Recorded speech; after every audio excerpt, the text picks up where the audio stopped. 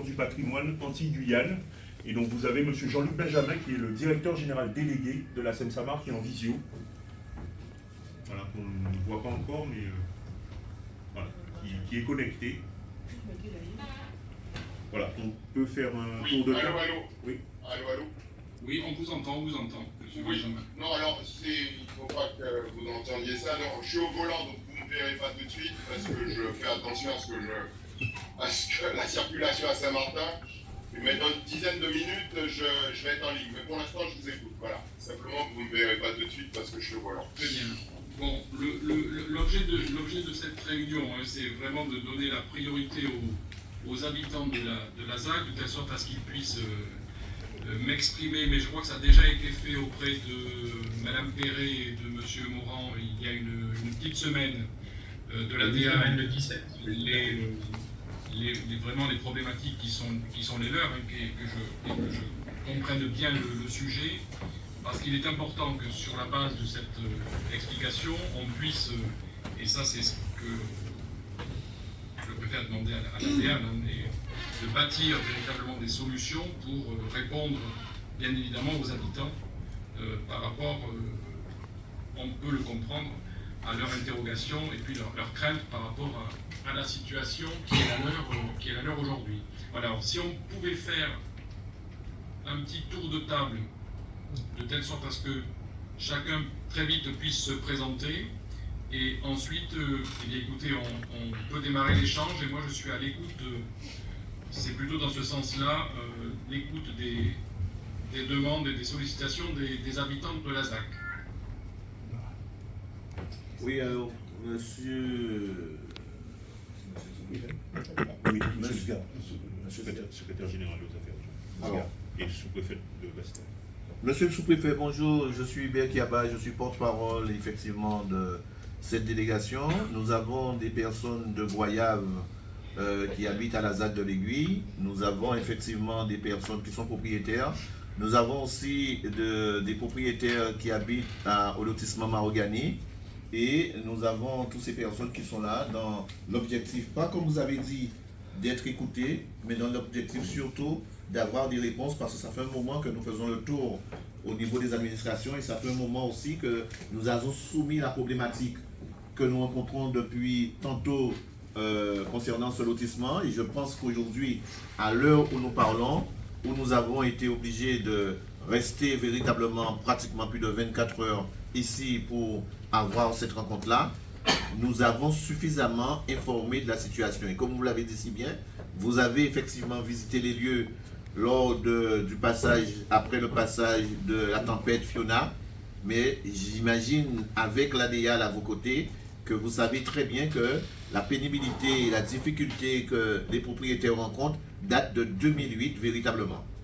Donc nous sommes là pour aussi certes vous rappeler notre demande, mais surtout aussi savoir quelles dispositions enfin que la préfecture a pris, que l'État a pris par rapport à ces travaux qui se sont faits. Nous avons maintenant la preuve sans respecter les normes et qui ne se sont pas faits dans les règles de l'art. J'imagine que nous sommes un peu fatigués de dire que c'est une zone rouge, de dire que cette zone rouge est arrivée simplement 4 ans après véritablement que les personnes aient acheté. Je pense que vous savez aussi que ces travaux se sont faits alors que la CEMAG, qui avait la mission d'entreprendre une démarche au niveau de Goyave, a fait marche arrière pour dire que aménager cette zone-là n'était pas possible. Je pense que vous avez aussi que dans le cadre de la mission qui était celle de la SEM-SAMAR, selon la convention qui a été effectivement signée le 16 mars 1999, il était clairement dit que la SEM-SAMAR avait une mission de réalisation de la ZAC, mais pas une mission d'acheter du foncier, et là nous ne le comprenons pas. Aujourd'hui, malheureusement, nous apprenons aussi que les titres qui ont été remis à ces propriétaires ne respectent pas les règles de l'art et se sont faits contre toute vraie volonté administrative, dans la mesure où le droit de préemption n'a pas été respecté, et par conséquent, le notaire n'a ni annexé la délibération qui impose, conformément à l'article L 271-1 du code de la construction. Et voilà. Donc aujourd'hui, nous avons envie d'avoir des réponses, monsieur le sous-préfet. Nous avons envie d'entendre véritablement qu'est-ce qu'il y a lieu de faire pour qu'on puisse enfin terminer et écouter la doléance de ces personnes qui n'est pas difficile, où nous demandons simplement à ne plus être dans cette zone-là, comme nous l'a dit le maire de Goyave. Nous ne pouvons plus rester là, nous ne sommes plus tranquilles et nous demandons véritablement à ce que les responsables puissent prendre enfin leurs responsabilités. Voilà ce que nous demandons et voilà effectivement les motivations que nous avons et voilà les raisons qui ont fait que les familles qui sont là sont obligées véritablement de rester là pour qu'on puisse avoir une réponse. Merci M. Kiaba, d'abord merci de vous associer à cette démarche pour représenter les habitants, j'ai bien compris, à la fois de la ZAC de l'Aiguille et des propriétaires qui sont sur la zone de Mahogany. L'idée, vous l'avez compris, c'est de bâtir des solutions qui seront proposées aux uns et aux autres, mais des solutions qui soient sûres, pérennes. L'idée, ce n'est pas pour faire plaisir comme ça dans un moment de grande générosité, comme parfois on sait le faire, vous dire demain on grâce gratis, et puis, comme vous l'avez très justement dit, dans 1 an ou 2 ans, rien ne se passe. C'est la raison pour laquelle, avec le préfet et la DEAL, on souhaite, en lien avec les collectivités, notamment la communauté d'Aglo et la mairie de Goyave, construire des solutions qui vont vous être proposées. Mais ces solutions-là, et je vous mentirais si je ne vous disais pas ça d'entrée de jeu, ça ne se bâtit pas en quelques jours. Alors vous pourrez me rétorquer, mais ça fait des années qu'on le demande. Oui, je l'entendrai. Et moi, en même temps, je vous dirai, mais ça fait que 6 mois que je suis en Guadeloupe. Bon, voilà. Alors, voyons, on tournerait en rond assez longtemps et assez vite. Donc, l'idée vraiment, et moi, c'était le sens de cette rencontre que je conduis, et merci d'avoir répondu à cette invitation, c'est vraiment de très légèrement mieux comprendre le problème, parce que je ne le connais pas forcément à fond, aussi en tous les cas à fond que vous. Et surtout vous dire que, bien évidemment, l'État est à vos côtés, et c'est la raison pour laquelle, ça c'est la première information, il sera convoqué, et je passe sous le contrôle de la DEAL, une réunion entre les élus, donc je l'ai dit, communauté d'agglomération Nord-Basse-Terre, le maire de Goyave et le préfet dès la semaine prochaine, de telle sorte à véritablement engager des réflexions vraiment au fond du sujet pour savoir quelles pourraient être les solutions qui seraient proposées à la population et aux habitants de la zone concernée pour répondre, la priorité des priorités, c'est pour répondre au fait de réduire au maximum le risque que vous avez évoqué et qui s'est traduit, on l'a tous vu, par les dégâts causés par Fiona. Alors si vous me permettez, M. Kiaba ici, les collègues qui sont autour de vous le permettent, je vais passer la parole à la DEAL, qui va peut-être vous remettre en perspective un petit peu ce qui vous a été dit il y a une semaine, et comment on envisage de travailler à la fois avec les collectivités, et ensuite, bien évidemment, revenir vers vous pour des propositions concrètes. Moi, c'est vraiment j'ai bien entendu votre demande, des propositions concrètes à vous apporter. Pour la DEAL, M. Morand. Oui, donc bonjour à toutes et à tous. Je vais essayer de très brièvement, parce que je suis également attendu avec le préfet pour un autre échange à 11h30, donc je vais vous laisser, mais Catherine restera pour la poursuite de l'échange. Rappeler l'historique, effectivement, de cette zone d'aménagement concerté de l'Aiguille qui a été voulue et souhaitée par la collectivité de Goyave, donc avec une délibération du conseil municipal en 1999 qui a créé cette zone d'aménagement concerté. Donc c'est pas l'État, c'est un point qui paraît important à dire déjà au départ, c'est pas l'État qui a souhaité aménager et qu'il y ait un nouveau quartier qui soit résidentiel, qui soit créé et édifié au niveau de la ZAC de l'Aiguille à Goyave. C'était bien une demande forte qui était portée par la collectivité de l'époque. Et pour l'aménagement de cette zone, c'est pas non plus en 2008 ou plus tard, enfin en 2008 au moment où il y a eu le PPR, qu'on a découvert que la zone était inondable, puisque c'est bien parce que la zone était inondable dès l'époque que la collectivité, pour pouvoir réaliser son projet d'aménagement sur le secteur, a dans la foulée demandé une autorisation préfectorale au titre de la loi sur l'eau pour construire une digue visant à protéger la zone d'aménagement de l'Aiguille.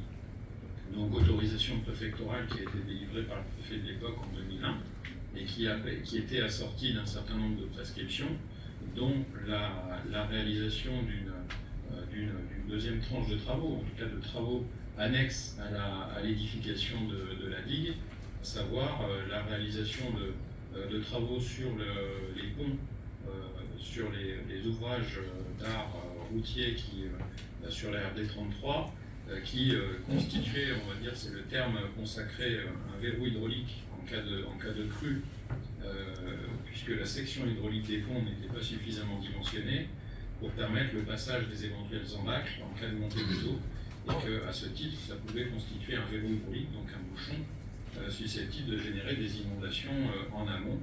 Et donc c'est bien ce qui s'est passé en fait au moment de Fiona, puisque le pont en question a cédé, ce qui a limité, on va dire, a priori, l'inondation de la zone, ou en tout cas limité dans sa durée, qui a permis de baisser très rapidement le niveau d'eau au moment où le pont a cédé.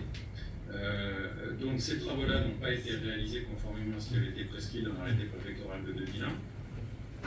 À partir du moment où la commune avait délibéré pour créer cette zone d'aménagement concerté, le maire a délivré des autorisations d'urbanisme.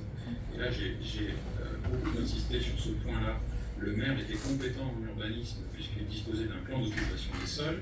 La DDE de l'époque, comme pour bon nombre de collectivités à l'époque, instruisait gratuitement pour le compte des collectivités les autorisations d'urbanisme qui étaient dans l'attente que les services municipaux se dotent d'un service d'instruction, mais les fonctionnaires de la DDE qui proposaient au maire un arrêté pour les permis de construire qui étaient délivrés, instruisaient ces demandes d'autorisation d'urbanisme conformément au plan d'occupation des sols adopté par le maire de la commune. Et donc, c'est bien le maire, in fine, qui signait les permis de construire, maire au nom de la commune et non pas maire au nom de l'État, puisque la commune était compétente en urbanisme.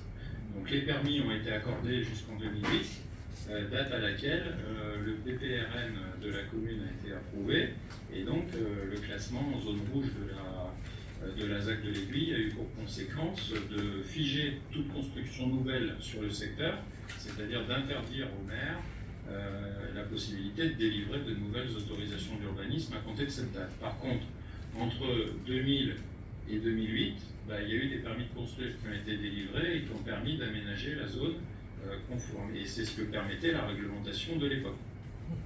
Donc le caractère inondable de la zone, il n'a pas été découvert en 2008, il était bien connu avant, et c'est d'ailleurs pour ça qu'il y a eu cette... Voilà.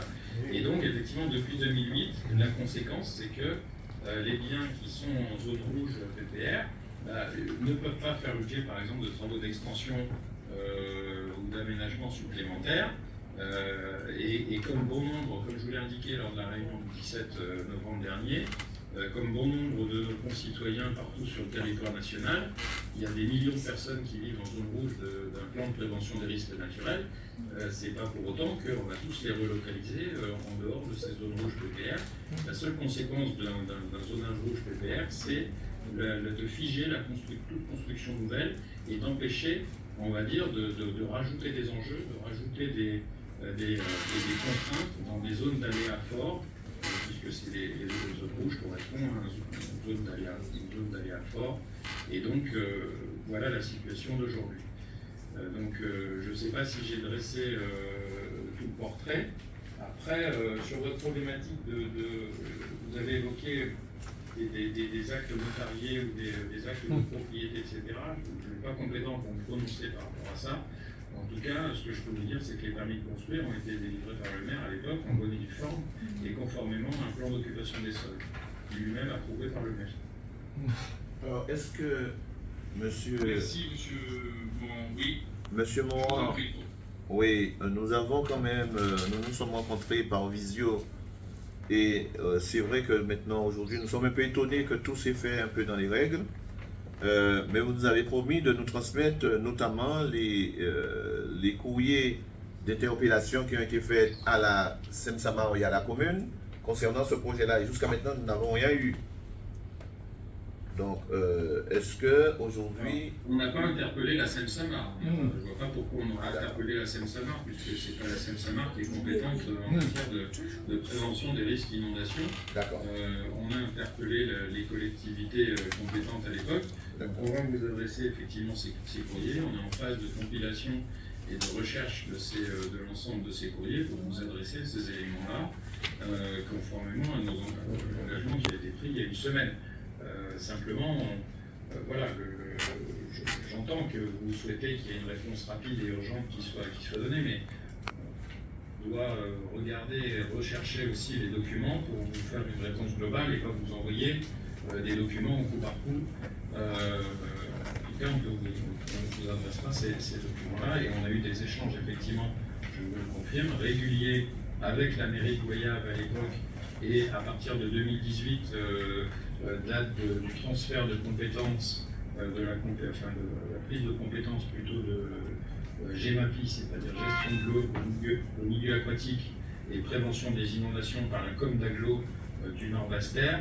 On a régulièrement communiqué avec la commune puis avec la communauté d'agglomération sur la problématique de la réalisation des travaux complémentaires liés à ce verrou hydraulique et sur la nécessité de mettre en conformité la digue qui avait été réalisée, la mettre en conformité en tant que système d'endiguement, conformément à la réglementation GEMAPI à compter de 2018.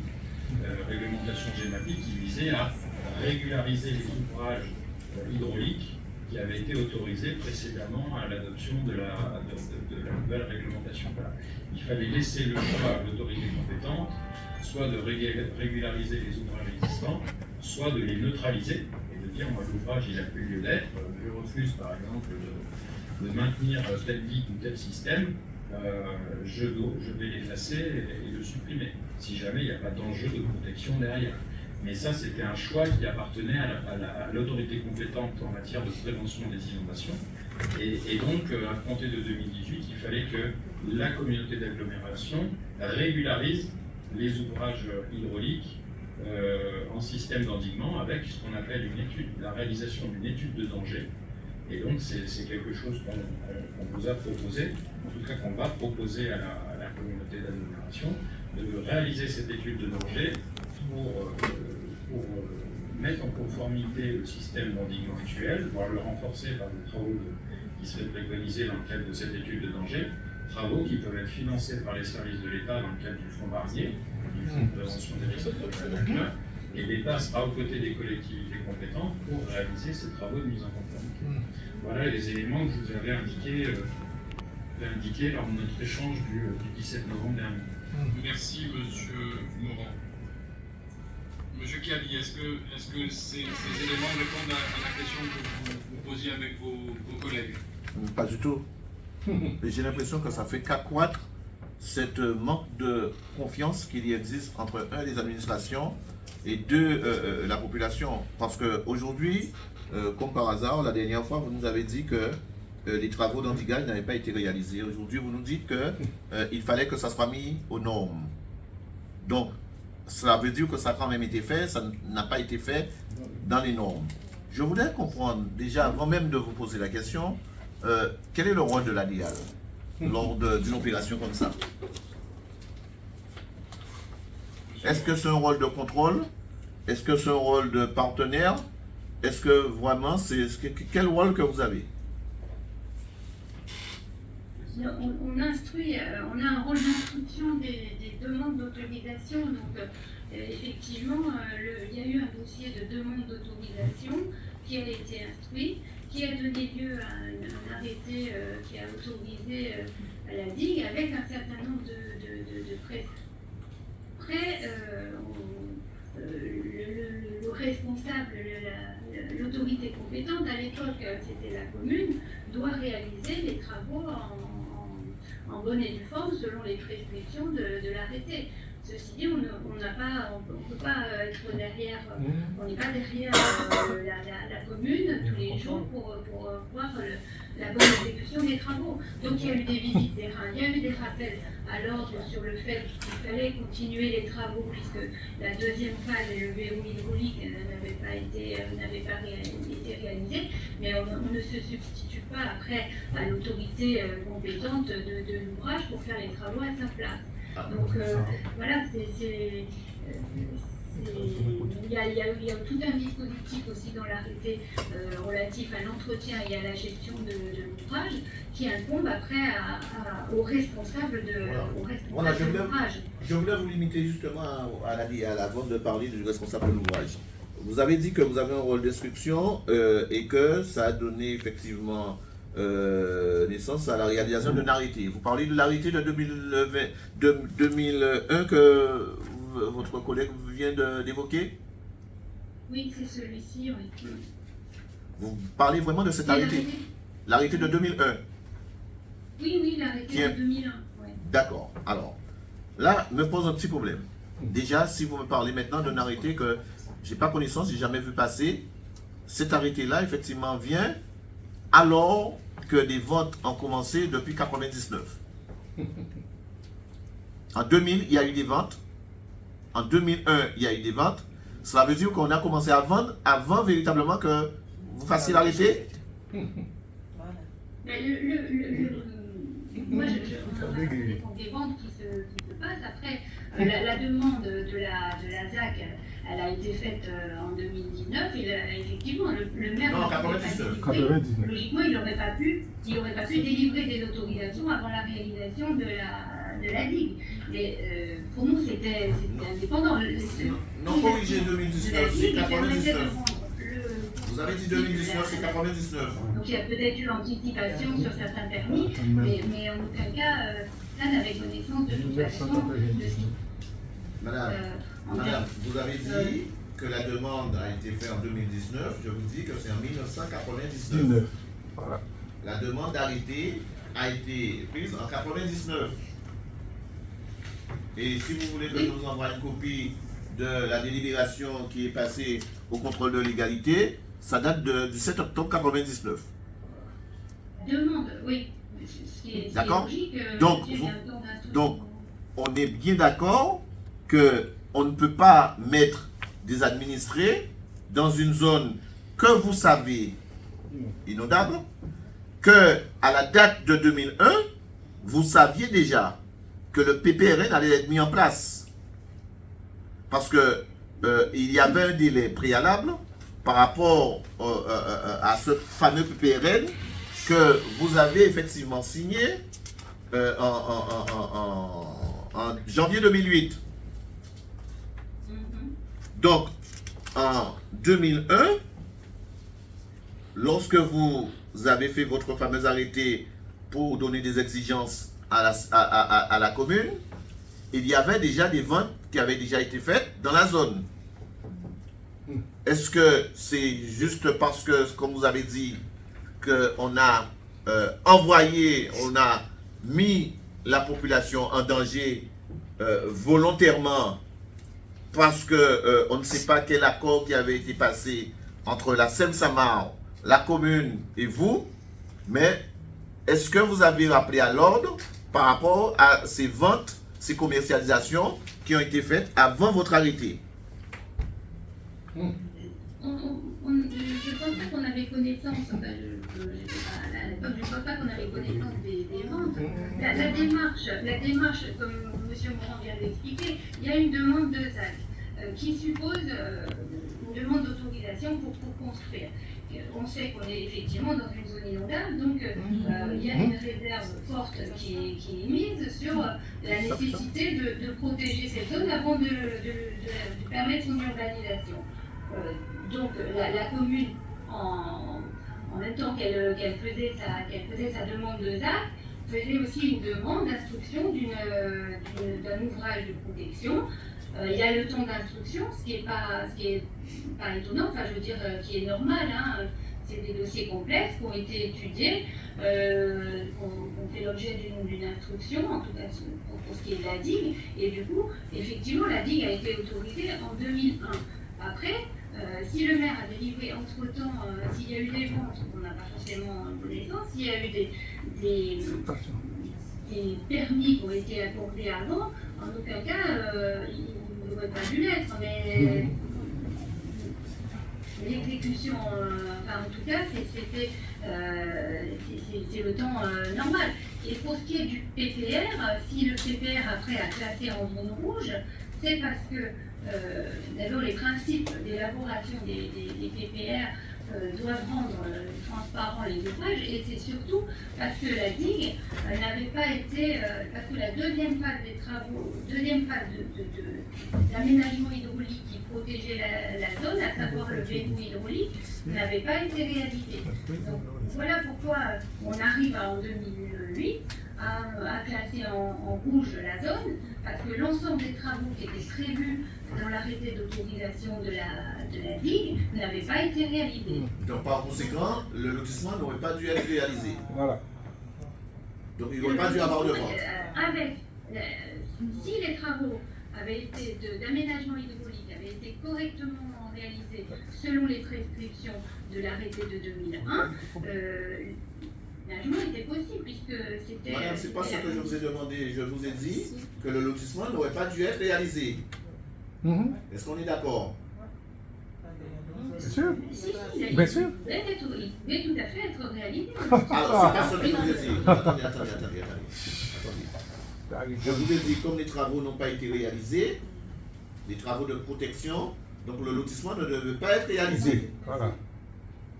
Oui ou non? Les travaux, ils auraient dû être faits, ce qui permettait effectivement la réalisation du Alors, je voulais vous poser une question. Je voulais Allez-y, madame. On vous a perdu pendant quelques minutes, voilà. Quelques secondes. Allez-y. L'autorisation de la digue permettait effectivement de rendre la zone constructible au poste. Et donc, c'est tout à fait légalement que les permis ont été délivrés sur la base d'un poste qui faisait apparaître une zone constructible. Madame, on est d'accord sur cela. Je voulais simplement vous demander, compte tenu que les travaux n'ont pas été réalisés, donc il n'y aurait pas dû y avoir de lotissement. Mais je vais encore... Est-ce que vous voulez que je vous donne le courrier de la CEMAG qui préalablement avait déposé une demande d'aménagement de la zone? Est-ce que vous avez la réponse, ce que vous avez effectivement dit à la CEMAG lorsque le projet d'aménagement avait été déposé, avant que la Seine-Saint-Marc ait eu le mandat, effectivement le mandat avec la commune? Parce qu'il me semble que vous êtes prononcé justement pour dire que la zone ne pouvait pas recevoir un projet de zone d'aménagement concerté avec la CEMAG. Quels ont été les teneurs des échanges à l'époque entre l'État notre interlocuteur, en l'occurrence, c'est logiquement la commune, puisque c'est elle qui est compétente dans le territoire, et notamment du plan d'occupation des sols à l'époque. Donc, la commune voulant, enfin, nous on a certainement dû, l'État a dit le risque, donc il a dû être dit aussi bien à la commune qu'à d'éventuels aménageurs que la zone était inondable et que s'il y avait une volonté de l'aménager, il fallait prévoir sa mise en protection. On est d'accord. Certainement. On est d'accord. La volonté de dire, moi je crée une ZAC et en même temps je demande la réalisation d'une digue. Sauf que protection. Sauf, vous comprenez déjà que la demande et la délibération qui a été faite, en commune, date de 99, alors qu'on n'avait pas la réalisation des travaux déjà faits. Et dans la délibération, il n'y a même pas une promesse, ni effectivement un devis ou quoi que ce soit de travaux. Donc le conseil municipal de Goyave à ce moment-là, et avec le contrôle de légalité qui a aussi signé, a accepté véritablement que la ZAC soit faite. Donc je ne vois pas pour la commune l'obligation de faire ces travaux-là. Si vous avez autorisé que la ZAC soit faite, sans même que les travaux soient réalisés. D'autant plus que vous dites que vous avez fait un arrêté de travaux en 2001, alors qu'on avait déjà pris la décision et vous avez déjà accordé la décision de faire ce ZAC-là. Je n'ai pas la date de... Moi, je le sais. C'est pas vrai ça. Non, mais il faut aussi préciser, parce que c'est. On me fait signe. Il faut préciser que il y a un journaliste là qui filme l'intervention, donc. Non, il faut quand même informer les interlocuteurs qui sont filmés. D'accord. Filmés, donc. D'accord. Mais c'est fait déjà. Hein? Non. On l'a pas précisé. Il y a simplement pour vous préciser, puisque M. Benjamin m'a demandé de l'indiquer que la séance, enfin, on a observé qu'effectivement que vous filmiez la séance. Oui. Voilà. Et signe nos interventions. Mais quand on y a caché. Non, c'est pas une question de cacher. Il faut que les interlocuteurs le sachent. Ah d'accord. Ok. Dites-le. Très mal. Vous m'avez entendu? Non. Oui. Donc pour vous dire Qu'effectivement, vous n'avez pas entendu, non. pour vous dire qu'il y a la présence effectivement d'un journaliste qui filme l'intervention, pour que vous puissiez le savoir. Oui, non, mais alors là, c'est pas la règle du jeu que j'avais fixée. Mais vous avez des choses à cacher alors? Non. Attends. Rien du tout, madame. Si j'avais des choses à cacher, je ne vous aurais pas proposé cette visioconférence. Cette visioconférence. Attends. Je ne pense pas qu'on puisse dire ça. Monsieur Alors, le pas de sous-préfet, problème avec eux. nous sommes là depuis hier. Malheureusement, nous avons manqué 2 jours de travail, déjà 4 jours de travail. Et nous sommes là à un petit, même pas quinzaine dans la ZAC de l'Aiguille de propriétaire. Et nous avons une trentaine qui sont chez eux, qui n'arrivent pas à sortir. Et hier, qui ne pouvaient pas sortir. Nous avons quelqu'un qui maîtrise, qui est à la disposition de tout le monde. Ce n'est pas un journaliste de la presse. C'est un média indépendant. C'est un média, effectivement, qui permet aux autres personnes de voir. Alors, si vous voulez qu'il y ait 70 personnes dans la salle. Monsieur Kiabi, je ne veux rien du tout. Moi, je suis à votre disposition et c'est pour ça que je vous ai proposé de faire cette rencontre par visioconférence, parce que j'ai bien compris vos interrogations. Voilà, moi, je souhaite, autant que faire se peut, qu'on arrive à régler la situation des personnes qui sont autour de la table. On est d'accord. Voilà, moi, c'est le seul objectif que je recherche. Les personnes autour de la table, mais les autres aussi qui n'ont pas pu être là, ou alors les Et autres, bien sûr, les autres qui sont fatigués, les autres. L'ensemble des personnes concernées. Alors, nous les avons demandé, nous les avons dit qu'ils ne pouvaient pas être là ce matin parce que la salle a une quantité de personnes, mais au moins pour que ces personnes soient au fait, il y a quelqu'un qui juste filme les contenus de ce qui est dit, de manière à ce que ces personnes soient simplement informées. Alors, monsieur le préfet, pour bien le préciser, moi, la demande cette demande de rencontre a été faite à notre initiative. Il faut préciser les conditions, comme je l'ai fait tout à l'heure en disant qu'on engage cette réunion si, in fine, vous libérez les lieux, et que deuxième point, bon, je ne vais pas alors non, il ne faut pas mentir. C'est mentir. alors, 2 secondes. Non, c'est ce que j'ai dit. On ne s'est jamais engagé à libérer les lieux.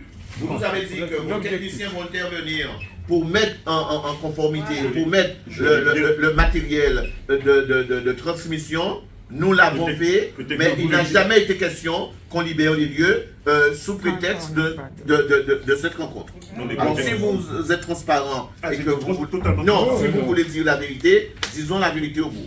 Ah si, au bout, et il y a des témoins, moi c'est ce que j'ai précisé en introduction. Donc ça veut dire qu'on a accepté, on a donné notre accord Non, pour que pour ne plus être ici J'ai bien... sous projection de ce débat-là. J'ai C'est ce bien- qu'on a dit. j'ai bien C'était précisé. l'objectif, pas une obligation. J'ai C'est bien, c'est un j'ai objectif. bien précisé cela. Oui, oui, Voilà. c'est un objectif, mais Qu'on soit clair. pas une obligation. Alors, Ok, donc, pas quiproquo.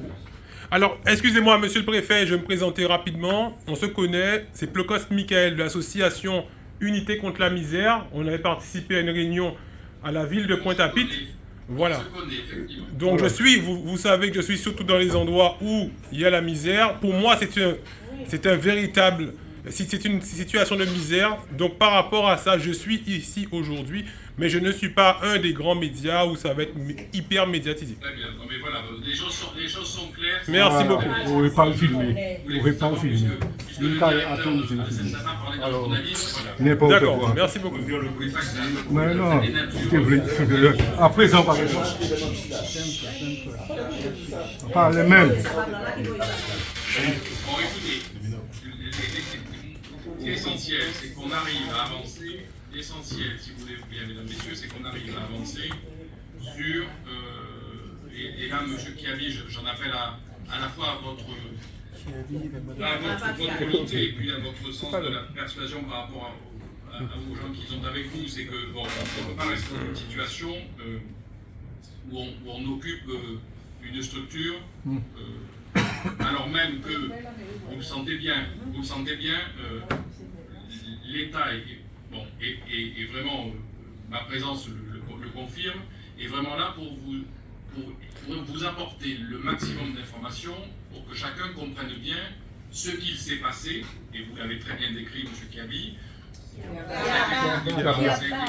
par Mme Perret, et ensuite comment on va, parce que le plus important c'est ça, comment on sort de cette situation. Voilà, je vous ai bien entendu, c'est comment on sort de cette situation.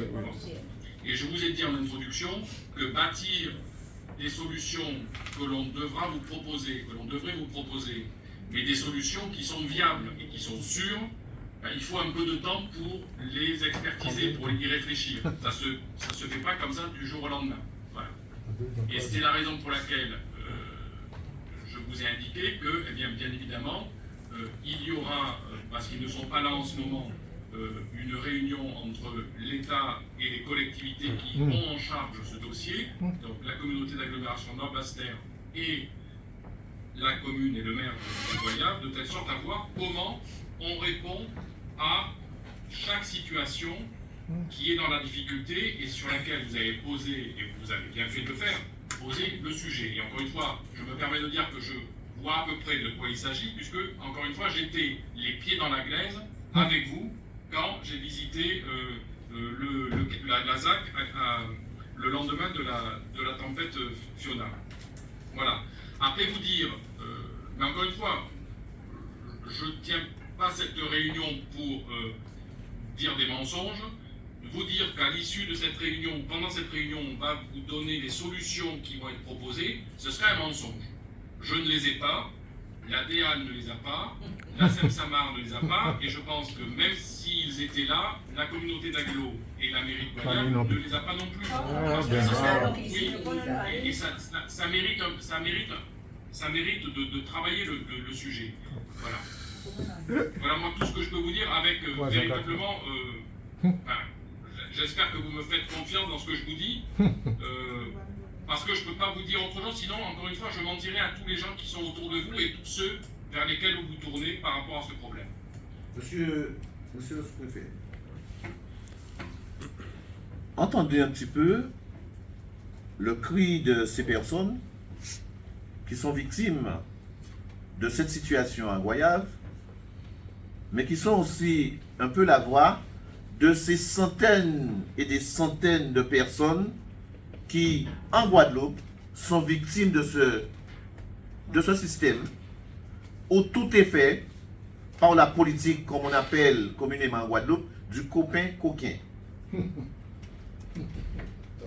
Comprenez que avec la discussion que nous avons entre deux interlocuteurs, l'ADIAL et la SEM-SAMAR.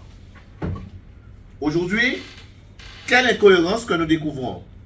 Qu'on donne un motus à la commune de Goyave, alors que l'ADIAL n'a même pas encore pris son arrêté pour dire voilà ce que nous imposons.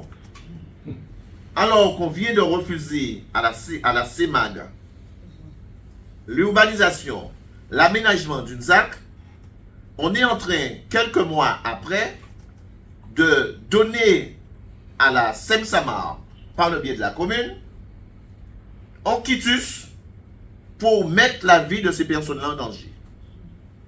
Comme vous l'avez dit, les gens savaient, malheureusement, dans les personnes qui ont été flouées, il n'y a pas de gens de Goyave à l'origine. C'est des gens que on a effectivement qui sont à la recherche avant d'une assiette foncière pour faire leur projet de vie et qui n'avaient aucune connaissance, je dis bien aucune connaissance, qu'on se retrouvait dans une telle que ces personnes-là se retrouveraient dans une telle situation.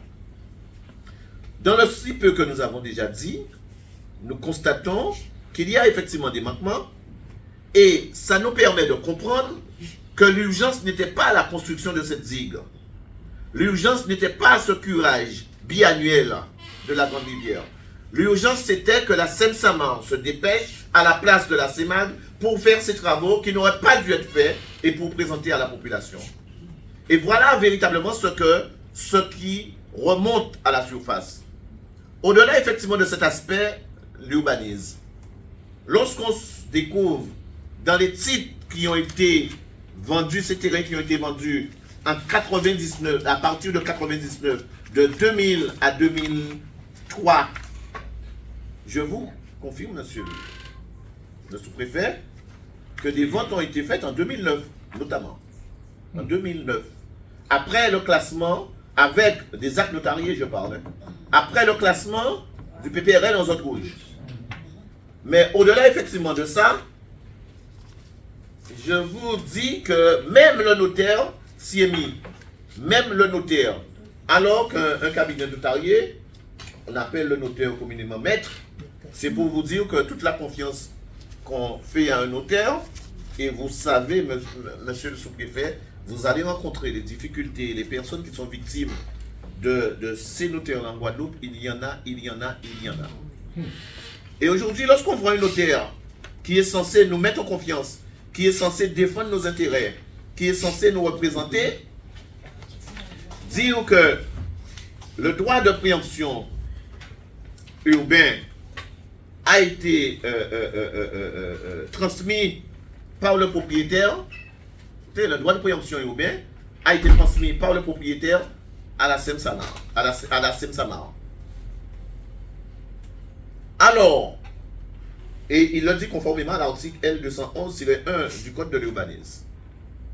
Alors que lorsque nous regardons, donc bien entendu cet article-là impose à ce qu'il y ait une délibération et à ce qu'il y ait effectivement un transfert par le conseil municipal de ce transfert de droit. Et normalement, cette délibération doit être annexée au titre.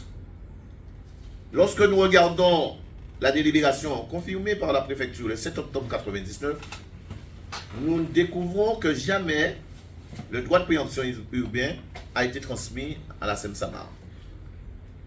Ça n'a dérangé personne. Cela n'a dérangé personne. Parce que je me dis, même si en 2009, lors de l'établissement de ce titre, qui a été effectivement délivré par un notaire, la commune aurait pu quand même dire que, oui, mais c'est classé en zone rouge, on ne peut pas accepter ni de transfert parce que, voilà. Pourtant, nous étions le 6 août 2009. Mais la commune, le notaire a poursuivi dans cet exercice de tromper effectivement et de faire des documents de complaisance et a validé effectivement cet achat alors que c'était interdit. Voilà ce que, dans un premier temps, que nous pouvons dire. Et je peux vous dire, monsieur le sous-préfet, que dans ce dossier-là, nous n'avons encore découvert des choses que je suis sûr que si on vous dit aujourd'hui, je ne le dirai pas. Mais incontestablement, ça va déclencher une démarche devant le procureur pour qu'on puisse chercher vraiment les responsabilités. Alors, certains vont me parler peut-être de prescription, mais je sais que des courriers ont été envoyés et je sais aussi que face à une situation que nous vivons en ce moment, mise en exergue par Fiona, je suis sûr qu'on ne parlera pas de prescription et qu'on cherchera les responsabilités. Et c'est pour cette raison, vous comprendrez, monsieur le sous-préfet, que aujourd'hui, la confiance s'est éteinte avec le maire, ni avec la Seine-Saint-Marc, ni avec qui que ce soit. Et que la totalité des personnes qui sont à la ZAC de l'Aiguille, les propriétaires, qu'est-ce qu'ils attendent? Ils attendent sincèrement soit qu'on leur propose un terrain autre part, même valeur que ce qu'ils ont, ou alors soit qu'on les rembourse le montant de leur investissement. Alors, donc j'entends effectivement votre volonté, vous n'étiez pas là, vous l'avez dit préalablement dans la manière dont les choses se sont passées. Mais voilà cette Guadeloupe-là dont on souffre, voilà véritablement ce que ces gens ont envie de crier. Et que si je suis, mais vraiment, que j'ai honte d'être avec des mamies de 70 ans, 80 ans, qui passent leur temps justement à crier leur souffrance, c'est parce que trop souvent nous sommes victimes de ces pratiques-là. Et trop souvent nous trouvons la Seine-Saint-Marc dans ces schémas-là. Et je le disais, ça me gêne face à M. Pincel, d'être là, face à quelqu'un, on n'a pas en doute sa bonne volonté. On ne met pas en doute votre bonne volonté non plus. Mais comprenez effectivement cette souffrance que nous avons et comprenez ces cris que nous avons envie de dire fort. Et c'est pour cette raison-là que je ne dirais pas que nous allons négocier, mais nous serons fermes et nous n'avons pas d'autre alternative que de dire qu'aujourd'hui, évaluons la perte par rapport à ces manquements qu'il y a eu et que proposons à ces personnes-là une sortie effectivement de crise en les indemnisant le montant de leur perte. Il n'y a pas d'autre alternative. Et que toute d'autres alternative amènera à ce que je suis sûr que vous avez d'autres choses à faire très urgent en Guadeloupe, à perdre de temps parce que nous n'allons jamais accepter autre chose. Voilà ce que j'avais préalablement envie de dire. Si vous voulez que j'en dise plus, je peux effectivement continuer. Monsieur Kiabi, merci. Monsieur Kiaba, merci. Pardonnez-moi, monsieur Kiaba, excusez-moi. Désolé. Merci de... J'ai entendu tout ce que vous avez dit et j'allais dire, je comprends effectivement tout à fait la bonne foi que vous décrivez, selon laquelle quasiment la majorité des habitants de la ZAC ont acquéri leur maison et leurs biens. Bien évidemment, j'imagine que les personnes qui sont autour de la table ne connaissaient pas forcément et la finesse des procédures, et Dieu sait qu'elles sont compliquées, et que bien évidemment on fait confiance à ceux que l'on appelle les maîtres de l'art. Hein. Bon. Après, je ne rentrerai pas, mais vous le comprendrez, sur le jugement que vous faites sur un certain nombre à la fois d'institutions ou de professions, même si, comme vous, j'ai des oreilles et j'ai des yeux pour lire ce qui est écrit ici ou là. Bon. Pour autant, encore une fois, l'État s'engage, à travers moi, évidemment, je porte la parole de l'État, c'est qu'on a, et je crois, madame, je pense au contrôle de Madame Perron, on a convoqué une réunion la semaine prochaine, me semble-t-il, avec les élus concernés et les services techniques de l'État pour véritablement mettre sur la table toutes les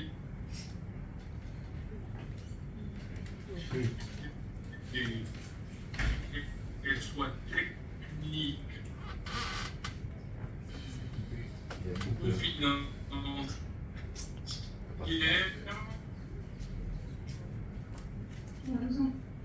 quoi de vous dire qu'il faut désormais qu'on laisse le temps à la fois aux services techniques de l'État et la DEAL, mais aussi en lien avec les services des deux collectivités pour faire des propositions valables et qu'elles ne soient pas des propositions qui sont des mots qui seraient jetés dans le vent.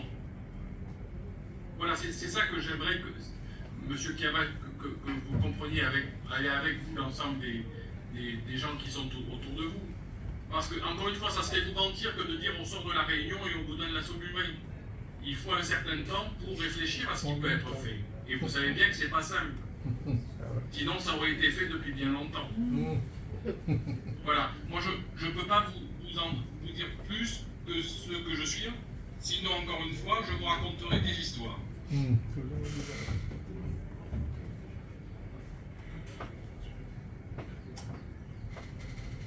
C'est vrai que nous n'avons pas écouté, nous avons entendu la DEAL, mais nous n'avons pas écouté principalement la SEM-SAMAR. Nous sommes un peu étonnés. Au-delà effectivement de M. Pincel, mais nous avons quand même M. Benjamin qui est là. Et nous sommes étonnés effectivement de ce silence. Et justement, ce qui nous frustre, monsieur le sous-préfet, c'est ce silence, ce manque d'interlocuteurs que nous avons véritablement au-delà du fait que nous sommes reçus. Mais je parle, monsieur le directeur Pincel, je parle de réponse et de solution.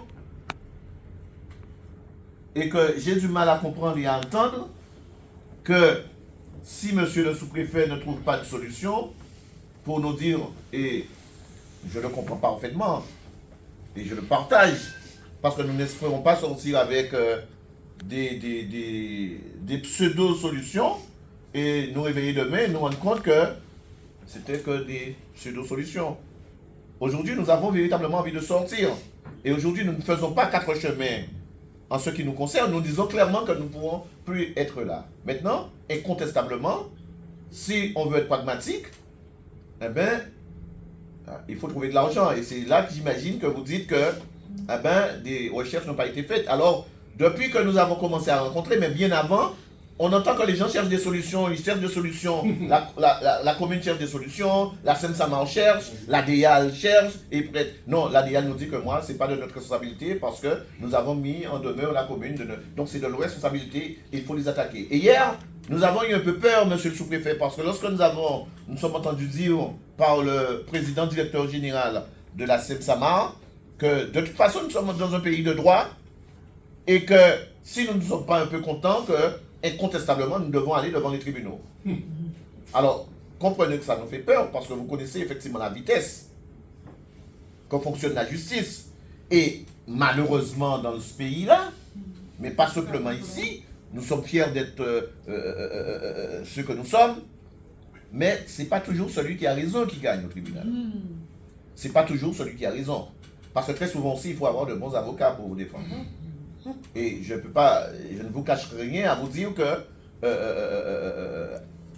face à la SEM-SAMAR, face à la commune, face à la DEAL, nos chances sont vraiment réduites, minimes. Et au-delà effectivement de ça, ça ne veut pas dire que nous ne pouvons pas. Oui, nous allons le faire.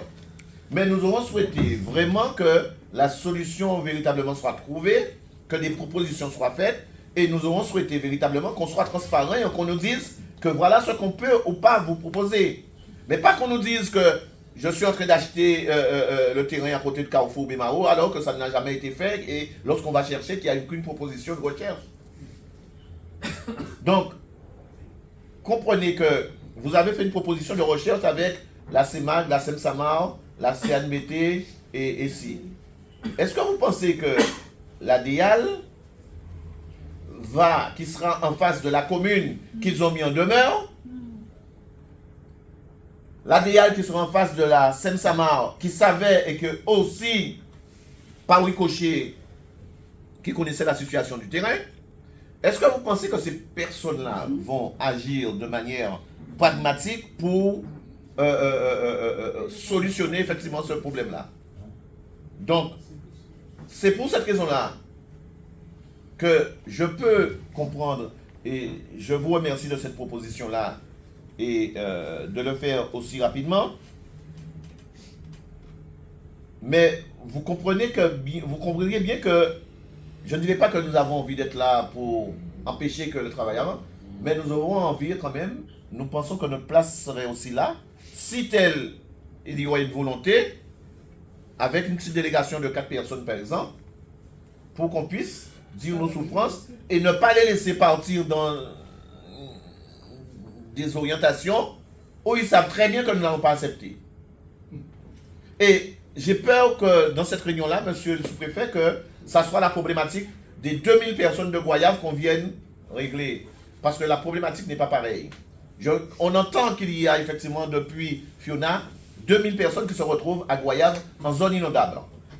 On ne veut pas effectivement que notre problème soit noyé dans ce problème-là. Parce que c'est vrai que lorsqu'on est là par rapport à sa volonté et qu'on sait qu'il y aura une inondation, on ne doit pas être effectivement traité de la même manière que ces personnes qui sont dans la ZAC et ces personnes qui sont au lotissement Mahogany. Donc c'est pour cette raison-là, monsieur le sous-préfet, vous comprendrez que même si nous savons la difficulté d'organiser de telles réunions, parce que nous savons pertinemment qu'il y en a ceux ou celles qui vont se cacher. Et peut-être que j'aurai l'occasion de vous dire la vraie relation qu'il y avait entre la Seine-Samar et la commune de Goyave. Et qui a fait que nous nous trouvons dans cette solution-là. Donc, est-ce que dans cette réunion qui permettra effectivement aux personnes qui sont là et qui attendent et qui surtout ne veulent pas, parce que nous l'avons dit au maire et qui a compris, ne veulent pas que la prochaine période cyclonique, qu'on soit encore là. Et nous comprenons parfaitement les difficultés, les rouages administratifs qui imposent en laps de temps, par exemple, même avec les propositions qu'on a frôlées et qu'on a essayé de comprendre, nous savons pertinemment que ça nous impose à 2 ou à 3 ou à 4 encore périodes cycloniques. Mais nous voulons que ça aille plus vite et nous voulons éviter de faire perdre du temps. Et c'est pour cette raison-là que nous sommes restés là. Donc, dans cet auspice-là, nous aurons souhaité vous demander, est-ce que ça vous dérangerait que nous ayons une délégation, rassurez-vous, je sais par les techniques, même si nous avons, effectivement, on va bien les écouter, parce que nous avons un cerveau, nous allons pouvoir comprendre le langage qui va être parlé, et comme on va parler de nous, donc, je pense que c'est naturellement et que vous comprendrez qu'on aurait, par une petite délégation, envie d'être là dans cette réunion de travail. Si l'objectif est bien, effectivement, de solutionner les problèmes de ces résidents, les propriétaires de la ZAC de l'Aiguille et de Mahogany. Monsieur Kiaba, j'ai une, si vous me permettez, deux remarques. Bon, d'abord, la réunion on a dit le 29, je crois, Catherine Perret, c'est ça? 29, bon, vous voyez, c'est mercredi, c'est ça, c'est mercredi prochain? Mardi prochain, c'est une réunion vraiment technique entre les élus, de telle sorte à vraiment voir comment on arrive à proposer des solutions. Moi, ce que j'aurais à vous proposer, c'est une contre-proposition, monsieur Kiaba. Mais vous qui êtes un fin négociateur, vous comprendrez que lorsqu'il y a une proposition, il y a une contre-proposition. Moi, ce que je peux vous proposer, si vous n'êtes d'accord, c'est que, bon, la réunion du 29 est déjà calée et je pense que ça va être compliqué de l'élargir à d'autres personnes. Par contre, ce qui peut tout à fait être fait, c'est ce que je suis en train de regarder sur mon agenda, c'est que potentiellement, on puisse imaginer une rencontre le 1er ou le 2 décembre, c'est-à-dire 48 heures après, de telle sorte à ce qu'on puisse, avec notamment les équipes de l'ADA et des collectivités, vous expliquer, vous exprimer ce qui aura été proposé. Est-ce que cela vous convient? Mais vous comprenez bien que nous allons perdre 48 heures qui pour nous sera très important, monsieur le sous-préfet. Je comprends parfaitement l'exigence de caler bien et de faire en sorte à ce que les choses soient bien organisées, mais vous comprendrez que aussi nous avons du mal à comprendre que la SEM-Samar et la commune ont envie de se rencontrer avec l'ADIAL, alors que tous ces trois-là, on les a rencontrés et ils nous ont fait un certain nombre ils nous ont appris un certain nombre de choses que nous aurons véritablement envie de savoir lorsque nous sommes en face. et que de les laisser, c'est comme si de les laisser se préparer pour nous dire ce qu'ils ont envie de nous dire et de perdre du temps. Et dans cet esprit Monsieur Kiaba, on ne perdra pas forcément de temps, encore une fois. Voilà, bon, alors, monsieur le sous-préfet, je vous propose pas une délégation pour notre... à la SEM-SAMAR de l'être aussi, pour qu'on soit raisonnable. La réunion est programmée le 29. Bon, qu'on soit une délégation le 1er ou le 2, de telle sorte à ce qu'on puisse revenir vers vous et vous commencer à vous faire des propositions qui vont être encore travaillées, puisque je crois, Catherine, qu'il y avait une autre réunion qui avait été proposée, donc on l'avance de beaucoup. Quelle date? On s'était engagé lors de la réunion de notre rencontre du 17 de faire ça sous 3 semaines. Donc effectivement, les premiers échanges, les communes nous avaient proposé le 19 voire le 29 décembre. Donc on a tout fait pour accélérer et on a trouvé cette date au plus tôt du 29. Croyez qu'on a vraiment insisté pour accélérer comme on s'y était engagé avec vous, pour qu'effectivement le 17 on avait parlé d'une échéance sous 3 semaines. Donc là il y a moins d'une semaine et le 2 décembre il y aura moins de 15 jours entre notre première rencontre et l'engagement qu'on avait pris avec vous. Voilà, monsieur Kiaba, moi, si vous voulez, je parle avec ma double casquette de secrétaire général de la préfecture, mais aussi de sous-préfet de l'arrondissement de Basse-Terre, dont dépend Goyave, vous l'avez compris. Et bien évidemment, je suis attaché à ce que les engagements qui ont été formulés à votre endroit il y a moins d'une semaine, eh bien, soient tenus. Hein. C'est d'ailleurs pour ça que j'ai souhaité qu'on puisse faire cette rencontre aujourd'hui, très vite. Voilà. Alors, donc, si vous en êtes d'accord, en tous les cas, moi, ça me réconforterait, parce que vous avez compris, je suis engagé dans ce processus-là que je prends en cours de route, mais encore une fois, c'est mon arrondissement, donc je défends les communes et je défends les habitants de mon arrondissement, et je vous propose donc qu'on puisse se revoir le 1er ou le 2 décembre, de telle sorte à vous présenter ce qui aura les débuts de discussion et les débuts de solutions qui pourront être travaillés avec vous, de telle sorte à ce qu'on avance, mais assez vite, pour faire des propositions en fait beaucoup plus concrètes et au cas par cas avec chacun des habitants, ou de manière collective si c'est nécessaire de le faire de manière collective. Monsieur le sous-préfet, je ferai notre proposition que je n'ai pas l'habitude de faire. Je ne dirais pas que je sous-estime mes qualités, mais quand même je suis capable de comprendre le langage des techniciens dans un débat aussi technique que cela sera le 29. Je propose non pas d'avoir une délégation de 4 personnes, mais qu'on soit à 2. Qu'on soit à 2, juste pour permettre effectivement d'essayer d'équilibrer ou alors de ne pas faire qu'il y ait de hors sujet et de venir dans la proposition le 2 et qu'on maintienne la réunion du 2. Mais qu'on soit une petite délégation de 2 personnes le 29, avec l'ensemble des partenaires.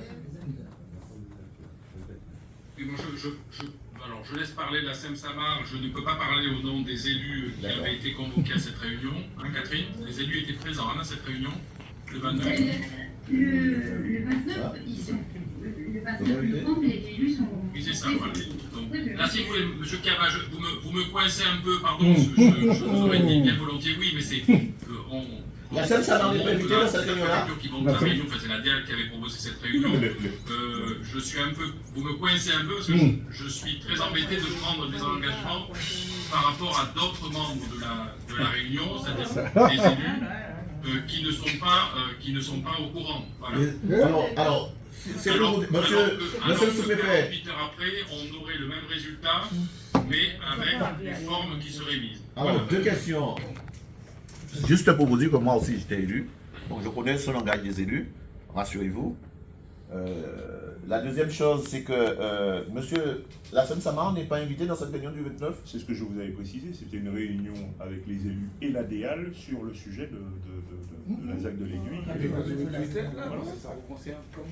Et le 2, vous serez là, par contre. Ah ben, si on est à disposition et on sera présent. le président directeur général l'a rappelé, nous serons mobilisés dans toutes les réunions.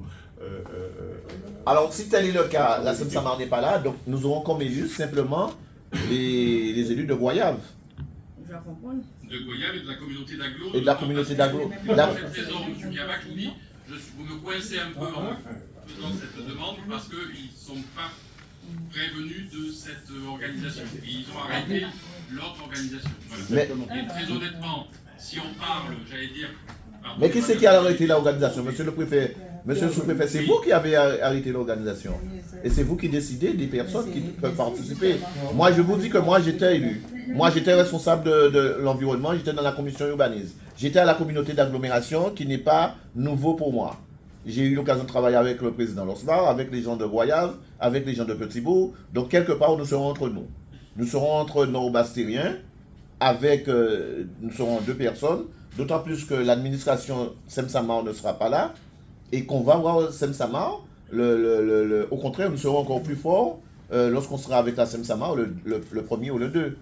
Donc si nous parlons effectivement ce même langage le 29, on va savoir se comprendre et nous allons proposer quelque chose d'encore plus cohérent et plus pragmatique le 1er ou le 2. Catherine, sur l'invitation, c'est déjà parti? C'est déjà fait, non? L'invitation est partie, oui, elle est partie. Il n'est pas parti.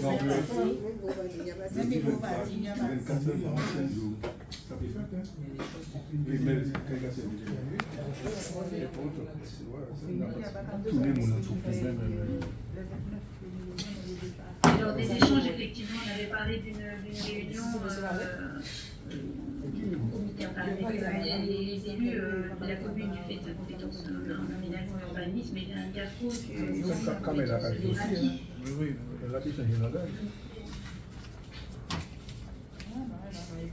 a une lobby d'arraché. Une note de service. Pardon? Une note de service. Non. Vous savez qu'il y a une séparation entre l'État et les collectivités. Je ne suis pas certain que je puisse... il y a un élu donc en face de moi qui est en jaune. Je ne suis pas certain qu'il aurait apprécié que je lui fasse une note de service pour lui dire ce qu'il a à faire. Non, mais c'est bien. On revient sur la note de service simplement. Juste un avenant pour dire que 2 personnes représentant les riverains, M. Kiaba et M. Tel, vous pouvez le dire, ou alors 2 membres des riverains pour nous permettre d'avancer encore plus rapidement et d'être plus pragmatiques. Nous allons effectivement ajouter 2 personnes. Ce n'est pas une délégation, ce n'est pas un changement de format, c'est simplement 2 personnes pour nous permettre encore d'aller plus vite et d'être plus efficace. Simplement, je pense qu'ils sont ouverts pour comprendre ça. Ils seront ouverts. D'autant plus la situation l'impose. Il y a une question d'urgence. Bon. Écoutez, je vous réserve ma réponse, si vous me le permettez, parce que je souhaite consulter les deux, enfin, le maire et le président de la communauté. Monsieur le sous-préfet, je vais vous mettre à l'aise. Vous voulez que je les appelle? Je vais vous mettre à l'aise parce que ce sont des connaissances que je pense qu'ils ne verront aucun inconvénient à cela. Je peux les appeler tout de suite. Écoutez, moi sur le principe, je n'y vois aucun inconvénient. Je vous mets à l'aise. Je vous mets à l'aise. D'accord. Parce que je considère que, effectivement, ce qui sera discuté le 29 sera la même chose que ce qui sera discuté le 2 décembre. Donc, si il n'y voit aucun inconvénient, moi je n'y vois aucun inconvénient non plus. D'accord. Ça vous convient? Oui, ça me convient. Alors, est-ce que... Oui, le 29 oui, CRT, et donc est-ce qui c'est qu'on nous confirmera pour le 1er ou le 2, population? Écoutez, il faut juste que je revérifie, si vous me donnez 2 secondes, je vais revérifier sur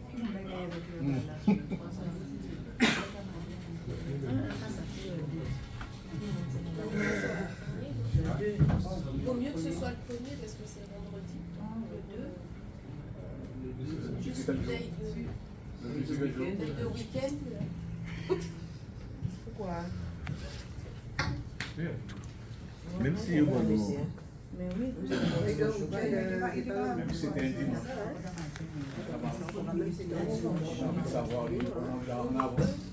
Maintenant, il y aura des réponses.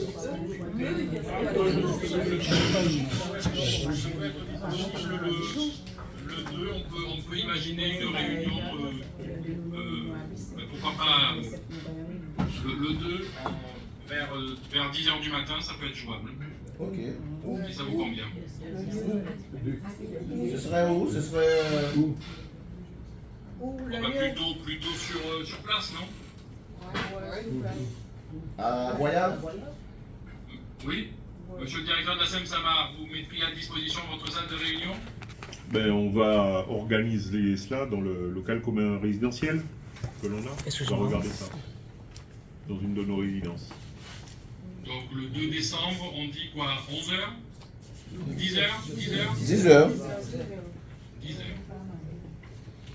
Donc, Monsieur Kiaba, je vous laisse contacter Monsieur Losbar et Monsieur Ferdi Guizy pour Il n'y a pas de problème. l'association avec votre collègue à la réunion. D'accord. Oui. Ok. Attendez. En tous les cas, Catherine, elle est fixée à quelle heure cette réunion? Le 29 à quelle heure? 10h. Nous sommes depuis 16h. D'accord. Et c'est où? Vous êtes en préfecture. Ça n'est Rignac en préfecture. Non, le 2, c'est... Quels sont les invités à la préfecture? Une délégation de 2 personnes. Bon, par contre, bien évidemment, mais je préfère le dire, mais je vous fais confiance, Monsieur Kiaba, il n'y a pas de pack des habitants qui seront en bas dans le hall ou à l'extérieur. Vous parlez du 29? Oui. Ben non. Attends, il Non, il n'y a pas de problème. Oh, j'ai pas peur, non, j'ai peur de rien, vous savez, j'ai peur de rien. Mais On est déjà civilisés, hein. Voilà. On est déjà civilisés. Mais je sais, monsieur, vous savez, j'ai servi en Martinique pendant 5 ans avant de venir en Guadeloupe, donc vous savez, je sais très bien que vous êtes, nous sommes tous des gens de bonne aloi et de bonne compagnie. C'est d'ailleurs pour ça que j'ai accepté de faire cette réunion avec grand plaisir et sans aucune réserve. Bien. Alors, Ok. alors sur ça... Deuxième point, monsieur Kiaba, pardonnez-moi, mais donc ça veut dire que vous acceptez de libérer les locaux de la SEM-SAMAR? Oui, il n'y a pas de problème. Nous devons nous réunir avant. Je vais dire que je fais beaucoup de... Je pense, monsieur Kiaba, que vous pouvez acter avec moi et avec vos collègues que j'essaye d'avoir la meilleure volonté pour faciliter les choses, et c'est bien normal. Encore une fois, je défends mon territoire, et le territoire, c'est l'arrondissement de Basse-Terre et donc de Goyave et ses habitants. Voilà, ça me ferait plaisir que vous fassiez un pas aussi en répondant favorablement à ma demande de libérer les locaux de la SEM-SAMAR. D'accord. Alors, entendu que monsieur le sous-préfet déjà nous remercier quand même par rapport à la promptitude ce rendez-vous que vous nous avez donné, parce que j'imagine que vous avez dû comprendre l'état de souffrance de la population qui, après effectivement avoir subi 2008, a encore subi la tempête Fiona, mais il y a 2 ou 3 jours quand même, nous avons encore subi une montée effectivement drastique de l'eau, et qu'aujourd'hui, si ces personnes-là sont tellement bien senties rassurées à la SEM-SAMAR, c'est que vous avez dû comprendre quand même que notre sentiment d'urgence à cette résolution. Donc, j'acte aussi que le 2, vous ne voyez pas d'inconvénient, le 29 à 16h en préfecture, vous ne voyez pas d'inconvénient à ce que 2 personnes simplement représentant ce collectif soient à cette rencontre. Et le 2 décembre à 10h à Goyave, cette rencontre pour informer des travaux, des propositions qui sont faites dans le cadre de la résolution de ce problème-là, de la ZAC de l'Aiguille et de Mahogany. Donc si vous nous dites que nous sommes d'accord sur ça, monsieur le sous-préfet, nous pouvons effectivement dire que quand même, je pense que nous avons eu quand même cette oreille attentive et que nous pouvons de toute façon libérer effectivement les lieux parce que nous demandons aussi cet apaisement et comme nous sommes un peu, ça a été dans le timing que nous avons demandé, je pense que nous ne voyons pas d'inconvénient à ce que nous libérons les choses en espérant véritablement que les négociations ne seront pas pipées d'avance, quoi. Et que vous imaginez bien que nous serons là à nouveau. Ouais. Maintenant, je veux qu'on soit clair, hein, je vais être clair avec les gens qui sont autour de la table. La réunion du 29, ça va amorcer des pistes de solutions. Hein. Oui. Je ne veux pas vendre non plus du vent en disant parce que c'est le 29 ou parce que c'est le 2, on aura tout solutionné. Ça ne serait pas vrai. Hein. Ça ne serait pas vrai. Mais l'objectif de la réunion du 29, c'est qu'on puisse aborder des pistes de sortie vers le haut en solutionnant les problèmes que vous avez évoqués et comment ensuite, dans un calendrier, parce qu'il faudra sans doute des moyens financiers, il faudra sans doute un certain nombre d'organisations et d'expertises techniques pour mettre en place tout ça. On est d'accord, je pense que vous le comprenez. On est d'accord, on le comprend. Alors, je voudrais peut-être juste insister sur une demande que nous avons faite et nous avons l'impression que si vous jouez de la transparence, mais on se pose un petit peu de questions par rapport aux autres personnes, notamment la SEM-SAMAR, où nous avons demandé juste est-ce que c'était possible de nous transmettre dans l'objectif de transparence le document, la convention de mandat signée entre la SEM-SAMAR et la commune de Goyave le 16 mars. Ça nous a été promis, ça nous a été dit et que jusqu'à maintenant, est-ce qu'on peut effectivement juste l'avoir, monsieur le directeur, cette convention, entendu que le PDG nous a informé hier ne voir aucun inconvénient pour la transmission de ce document. Sauf, donc, et il a précisé, sauf si vous le trouvez. Sauf, mais je sais que vous l'avez trouvé. Sauf, la convention de mandat et le titre de propriété de la SEM-SAMAR. Après analyse juridique, c'est ce qu'il a précisé non. hier. Je reprends. Analyse juridique de quoi? Je reprends ses propos. Non, attendez. Vous avez déjà analysé juridiquement parce qu'on s'est vu il y a 2 semaines et que vous avez dit que vous allez chercher les documents et que vous allez faire une analyse. Aujourd'hui, nous revoyons le directeur, le PDG, qui nous confirme ne voir aucune opposition à nous donner ces documents-là. Mais l'analyse étant faite, eh bien, remettez-nous ce document-là aujourd'hui. Et pareil que madame la responsable de la DEAL, qui nous a aussi dit qu'on va chercher les documents de mise en demeure faits à la commune. Donc j'espère que les archives ne sont pas aussi importantes à ne pas trouver, après près d'une semaine, ces documents-là. Juste de nous envoyer ça par mail. On a l'impression qu'on nous fait de la rétention, là. Et nous avons envie de travailler objectivement le 2 et le 29. Je vous envoie effectivement ce qu'on a. Alors ça sera peut-être en plusieurs envois parce qu'effectivement il y a des archives, il y a eu beaucoup de mouvements. C'était à l'époque, c'était la DRS, la DAF, et effectivement on n'a pas tout sous la main. Donc là les documents les plus récents, il n'y a pas de problème. Donc voilà. Monsieur Pessel, quand est-ce que nous avons les documents? Jean-Luc Benjamin, tu nous entends?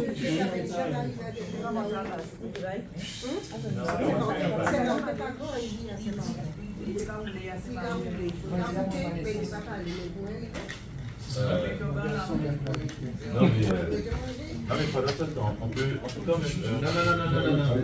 Non. On voulait... Non, je vous entends, rassurez-vous, je vous entends, je roule pas, mais on a un conseil. Je suis obligé de faire plusieurs endroits en même temps. Donc, la réponse que l'on va faire, d'après le président hier, des documents qui sont des documents publics, qui seront transmis. Je sais que Laurent fait la démarche en interne pour les collecter. Et ils vous seront transmis, je laisse gérer la des choses. Voilà. Je confirme ce que vous avez dit, président, c'est des documents qui sont publics, qui sont au contrôle de la légalité, donc on n'a aucun souci à vous transmettre ces documents. Voilà. Quoi? Vous pouvez nous dire ça tout de suite? On l'attend. Je vais, les locaux étant bloqués et que ce matin, il faut que je mette la tâche de ceux qui ont fait la recherche.